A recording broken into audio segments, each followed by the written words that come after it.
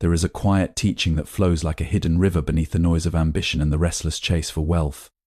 Many search outside themselves, chasing coins, status, and recognition, believing abundance is something to be captured. Yet the deeper truth whispers softly, what you carry within shapes what appears without. In ancient practice, it is said that a simple symbol carried close to the body can serve as a reminder not of riches themselves, but of the state of mind that allows wealth to arise naturally. This symbol is not magical because of its form, but because of the awareness it awakens each time it is touched, seen, or remembered. Consider the circle endless, without beginning or end. When kept in your pocket, it becomes more than a shape. It becomes a living teaching. Each time your fingers brush against it, you are invited to pause and return to balance. Wealth is not born from tension or desperation. It flows where there is clarity, patience, and right intention. A restless mind spends carelessly not only money but energy, attention, and time. It grasps at opportunities without understanding and fears loss even before gain arrives. But a centered mind moves differently. It observes, it reflects, and it acts without attachment. In this state, decisions become wise and actions align with long-term abundance rather than short-lived pleasure. The symbol in your pocket becomes your anchor. When desire arises, it asks, is this guided by wisdom or impulse? When fear appears, it reminds, nothing is permanent, not even loss. When opportunity knocks, it encourages presence so that you may see clearly rather than react blindly. True wealth is not measured by what is accumulated, but by what is sustained. A person may gain riches quickly, yet lose them just as fast if the mind is untrained. Another may grow slowly, steadily, like a tree whose roots run deep beneath the soil. The symbol teaches you to become like that tree, grounded, patient, and resilient. Generosity is another hidden doorway to abundance. When you give without clinging, you break the illusion of scarcity.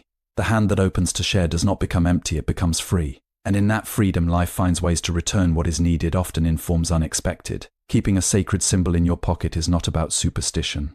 It is about remembrance.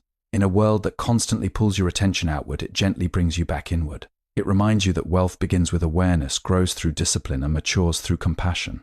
So walk through this year not as a seeker chasing fortune, but as a guardian of your own state of mind. Let the symbol rest quietly with you, not as an object of power, but as a mirror. Each moment you remember its meaning, you are already practicing the true secret of wealth. And over time, without force or struggle, you may notice something subtle yet profound. Abundance is no longer something you pursue. It is something that begins to follow you. True wealth begins within your mindset. Awareness and inner balance shape your external financial reality. True wealth does not begin in the marketplace, nor in the counting of coins, nor in the admiration of others. It begins quietly in the unseen space within you, where thoughts arise and intentions take shape. Many spend their lives believing that wealth is something external, something to be chased, acquired, and guarded. They run endlessly, driven by comparison and desire, yet even when they gain much, a sense of lack still follows them. This is because the root has been ignored while attention was given only to the branches. The mind is like a field. Whatever is planted there will eventually grow and reveal itself in the outer world. If the field is filled with fear, doubt, and urgency, then actions will reflect this disorder. Decisions made from such a state often lead to waste, regret, and instability. But when the field is cared for with awareness, patience, and clarity, something different begins to emerge. Choices become steady, actions become intentional, and the results begin to carry the quality of that inner balance. To understand wealth in this way is to see that money is not the true source, but a reflection. It mirrors your habits, your discipline, your emotional state, and your relationship with desire. A restless mind spends not because it needs, but because it seeks relief. It grasps at things, hoping they will fill an inner emptiness. Yet no amount of possession can quiet a mind that has not learned stillness. On the other hand, a mind that is at ease does not rush. It observes its impulses without immediately obeying them. In that space between impulse and action, wisdom has the chance to appear. Inner balance does not mean rejecting wealth or avoiding success. It means engaging with them from a place of awareness rather than attachment. When you are not controlled by craving or fear, you begin to act with purpose. You save not out of anxiety, but out of understanding. You invest not out of greed, but with patience and clarity. You spend not to impress, but to support what truly matters. In this way, your relationship with wealth becomes harmonious rather than chaotic. There is also a quiet strength that grows from this inner alignment. Challenges will still come, losses may still occur, but they do not shake you in the same way. When your foundation is within, you are less dependent on external conditions for your sense of security.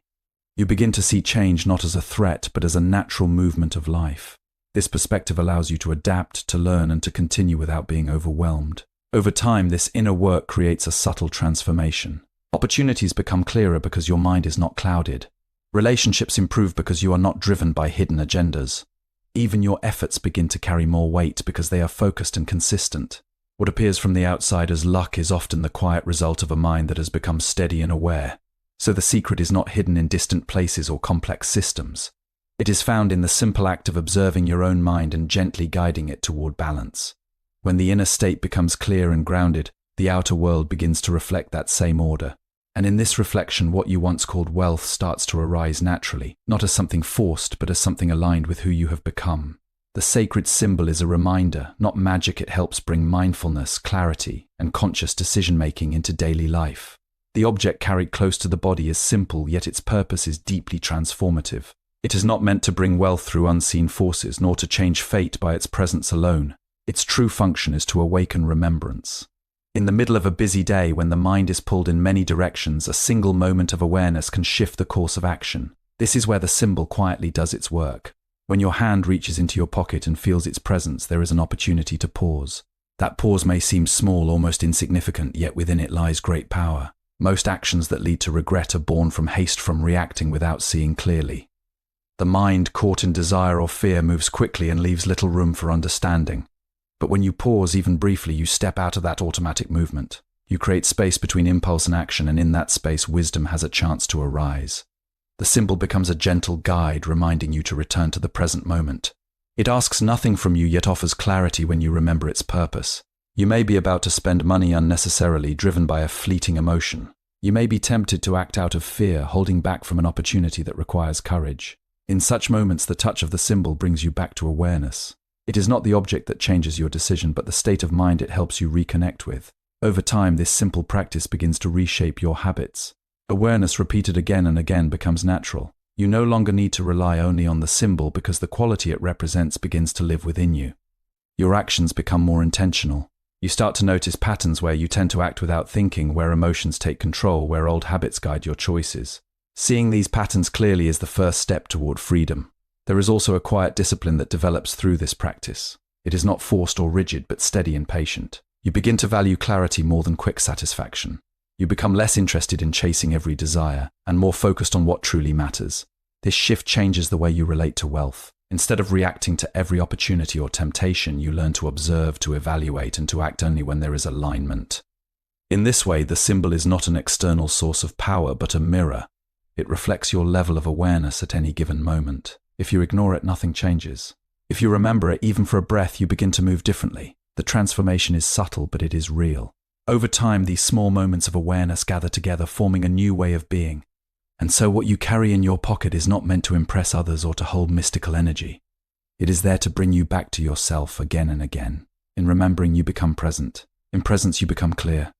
And from clarity, actions arise that naturally support balance, stability, and the quiet growth of what you once sought outside. A calm and centered mind creates better outcomes. Patience, reflection, and non-attachment lead to wiser financial choices. A calm and centered mind moves in a way that is often misunderstood in a world driven by urgency. Many believe that success comes from constant motion, from quick decisions, and from seizing every opportunity without hesitation. Yet when the mind is unsettled, even the right opportunity can be mishandled. Like water disturbed by wind, it cannot reflect clearly. In such a state, actions may be frequent, but they are rarely wise. When the mind becomes steady, something subtle begins to change. You are no longer pulled in every direction by passing thoughts or emotions. Instead, you begin to observe. You see desire arise, but you do not immediately follow it. You notice fear appear, but you do not let it dictate your choices. This distance between awareness and reaction is where wisdom lives. It allows you to respond rather than react, to act with understanding rather than impulse. In matters of wealth, this makes all the difference. A restless mind seeks quick gain. It is easily attracted to promises of fast success, to opportunities that seem urgent or too good to miss. It fears being left behind, and so it rushes forward without fully seeing the path. Often this leads to loss, not because the opportunity was always wrong, but because the approach was unbalanced. Without patience and clarity, even good decisions can be poorly timed or poorly executed. A centered mind, however, does not chase in the same way. It is patient not out of laziness, but out of understanding. It knows that not every opportunity must be taken and not every moment requires action. Sometimes the wisest choice is to wait, to observe, and to allow more information to reveal itself. This patience is not passive, it is deeply active in its awareness. It sees beyond the surface and considers the long-term effects of each decision. Reflection also becomes a natural habit. Instead of moving from one action to the next without pause, you begin to look back and learn. You notice what worked, what did not, and why. This continuous reflection refines your understanding and sharpens your judgment. Over time, your decisions become more aligned, not because you are trying harder, but because you are seeing more clearly. Non-attachment plays an important role in this process. When you are overly attached to a specific outcome, your vision becomes narrow. You may ignore risks, overlook important details, or hold on to failing situations longer than necessary. Attachment creates tension, and tension clouds the mind. But when you act without clinging, you remain open. You can adjust, step back, or move forward without being bound by ego or fear of loss. This way of moving through the world may appear slower, but it carries a quiet strength. Each action is rooted in awareness, and so it tends to be more effective. Mistakes may still happen, but they are fewer, and they become valuable lessons rather than repeated patterns. Over time, this steady and mindful approach builds a foundation that is difficult to shake. In this stillness, you begin to notice that clarity itself becomes a form of wealth. It protects you from unnecessary loss, guides you toward meaningful opportunities, and allows your efforts to bear lasting results. What once required struggle now begins to unfold with greater ease, not because the world has changed, but because the way you meet it has transformed. Letting go of fear and impulsive desire is essential. Acting with awareness instead of emotion prevents loss and builds steady growth. Much of what disturbs the flow of wealth does not come from a lack of opportunity, but from the unseen forces of fear and uncontrolled desire. These two move quietly within the mind, shaping decisions before you are even aware of them. Desire promises satisfaction, urging you to act quickly, to acquire, to possess. Fear warns of loss, holding you back, tightening your grip and clouding your trust. When either takes control, clarity fades and actions lose their balance. Desire, when unchecked, creates a sense of urgency that feels difficult to resist. It tells you that this moment is special, that this opportunity must not be missed, that happiness lies just beyond the next purchase or gain. Under its influence, the mind narrows. It focuses only on what it needs to see. This is how impulsive decisions are made, spending without reflection, investing without understanding, committing without patience. For a brief moment, there may be excitement, even pleasure, but it often fades quickly, leaving behind consequences that linger much longer. Fear works in a different way, yet it leads to similar imbalance. It convinces you that loss is always near, that risk must be avoided at all costs, that safety lies in holding back. It may stop you from taking opportunities that require courage or growth. It may cause you to cling too tightly to what you already have, unable to adapt when change is needed. In this way, fear can quietly limit your progress, keeping you in a place that feels secure but prevents expansion. To move beyond these forces, awareness is essential. You do not need to fight desire or eliminate fear, for both are natural parts of the mind. Instead, you learn to see them clearly as they arise. When desire appears, you notice its pull without immediately following it. You allow a moment of stillness before acting. In that space, questions can arise. Is this necessary? Is this aligned with my long-term well-being? Will this bring lasting value or only temporary satisfaction? Often, just this brief reflection is enough to soften the intensity of impulse. When fear arises, the same awareness can be applied. Rather than retreating automatically, you pause and observe. You ask whether the fear is based on real understanding or imagined outcomes. You consider whether avoidance is protecting you or limiting you. With clarity, you may still choose caution, but it will be a conscious choice, not a reaction. In some moments, you may see that moving forward, even with uncertainty, is the wiser path. Over time, this practice changes your relationship with both desire and fear. They no longer control you in the same way. Instead of being pushed and pulled by their influence, you begin to stand in a place of balance. Decisions become steadier, less emotional, and more aligned with what truly matters. You spend with intention, not impulse. You act with courage, not recklessness. You hold with care, not attachment. This balance creates a form of freedom. You are no longer trapped in cycles of chasing and avoiding, gaining and losing without understanding why. Instead, your actions begin to follow a quieter intelligence. And from this place, growth becomes more stable, more consistent, and more meaningful. What once felt unpredictable starts to take on a sense of order, not because the world has changed, but because your way of responding to it has become clear and grounded. Generosity and detachment attract abundance. Giving freely and releasing scarcity thinking opens the flow of wealth naturally. There is a subtle shift that occurs when one begins to give without clinging. At first, the mind may resist this idea, holding tightly to the belief that keeping is the way to security and that giving leads to less.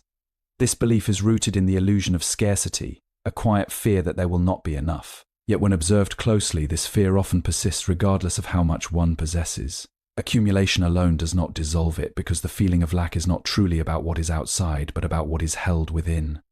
Generosity begins as an action, but it quickly becomes a way of seeing. When you offer something, whether it is money, time, attention, or kindness without expecting a return, you interrupt the pattern of grasping. In that moment, you loosen the grip of fear. You show the mind that it is possible to release and still remain whole. This is not an act of loss, but an experience of freedom.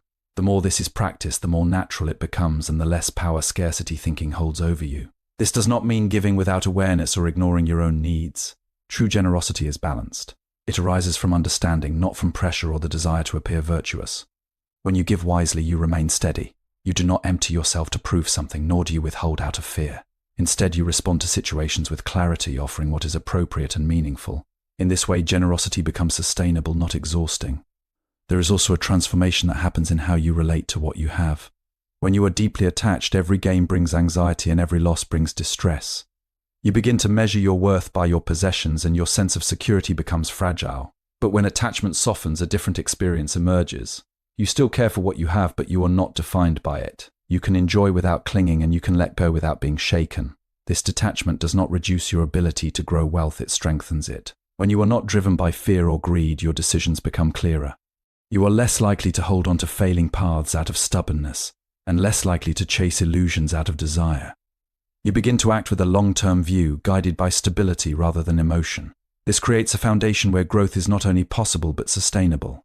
Over time, something deeper reveals itself. As generosity becomes part of your nature, relationships begin to change. Trust grows, connections deepen, and opportunities arise in ways that cannot always be predicted. People are drawn to those who act with sincerity and balance. Life responds not as a transaction but as a reflection of the energy you bring into it. In this way, abundance is no longer something you try to force or control. It becomes a natural extension of how you live. The mind that is open, balanced, and free from constant grasping creates space for things to flow. And in that flow, there is a quiet understanding that what you give and what you receive are not separate, but part of the same continuous movement.